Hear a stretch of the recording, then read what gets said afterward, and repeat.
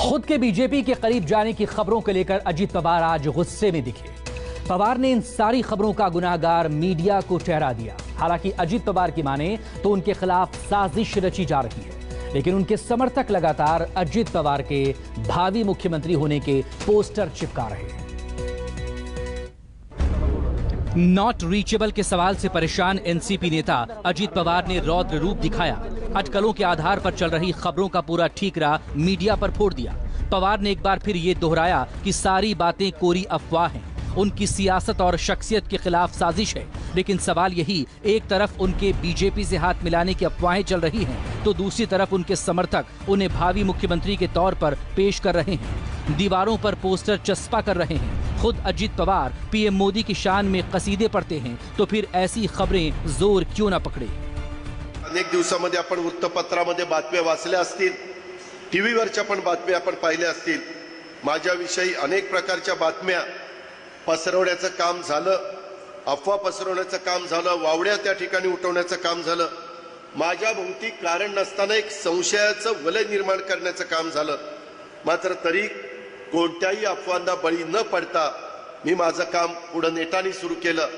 मला सारखं पण पत्रकारांच्या समोर जाऊन सांगावंसं वाटत नाही।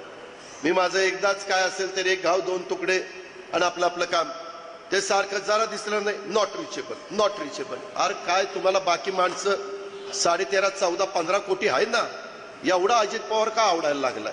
दिल्लीचा पत्रकार येतो, मुंबईचा येतो, दादा तुम्ही आज इकडं कसं काय, पुण्याला मुंबईला मेळावा चाललाय?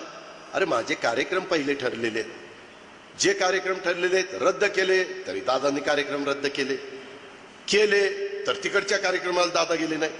आता काय अर्धा भाग तिकडं ना अर्धा भाग इकडे आणू? बरं मला जे मनात येतं ते मी सांगतो, तरी ही असं बोललाच का? म्हणजे ह्याच्या मागे काहीतरी चाललेलं असं। अब सवाल उठता है कि कल तक मोदी सरकार और बीजेपी की तारीफ करने वाले अजीत पवार को क्या बैकफुट पर आना पड़ा है, या कोई जानबूझकर अजीत पवार के खिलाफ अफवाहों को हवा दे रहा है? आखिर अजीत पवार को सफाई इतनी देर से देने की जरूरत क्यों पड़ी? क्या अजीत पवार ने अपना रुख बदल दिया है? क्योंकि अजीत पवार ने तत्काल प्रभाव से बारसू रिफाइनरी के चल रहे सर्वे पर तुरंत रोक लगाने की मांग कर दी। मंत्रियों को आंदोलनकारियों से चर्चा की नसीहत भी दे दी। रिफाइनरी के सर्वे के विरोध में आंदोलन भी जोर पकड़ चुका है। राजापुर तहसील के जिन गांवों में रिफाइनरी आ रही है, वहां धारा 144 लगा दी गई। कुछ लोगों की गिरफ्तारियां भी हुई हैं। माझं एवढंच म्हणणं आहे की मानवतेच्या दृष्टिकोनातनं संवेदनशील मार्गाने त्याच्यातनं मार्ग काढावा, चर्चा करावी।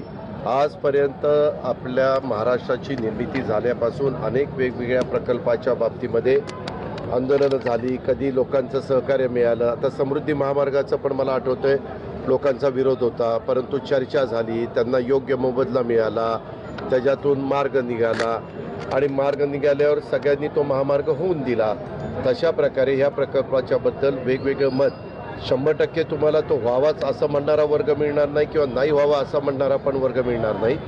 परंतु त्यांचे जे विरोध करतायत त्यांची कारणं काय आहेत, ते त्यांचा जर विरोध पर्यावरणाच्या दृष्टिकोनातून असेल, तिथलं एकंदरीत कोकणचं जे काही वातावरण आहे ते बिघडवण्याच्या निमित्तानं असेल तर समजावून सांगितलं पाहिजे।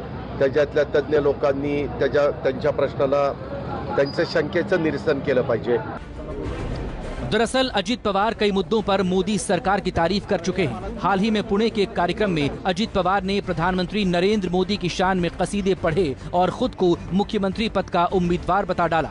उसके बाद उनके समर्थकों ने भावी मुख्यमंत्री का पोस्टर लगाना शुरू कर दिया और ये सिलसिला बढ़ता ही चला गया।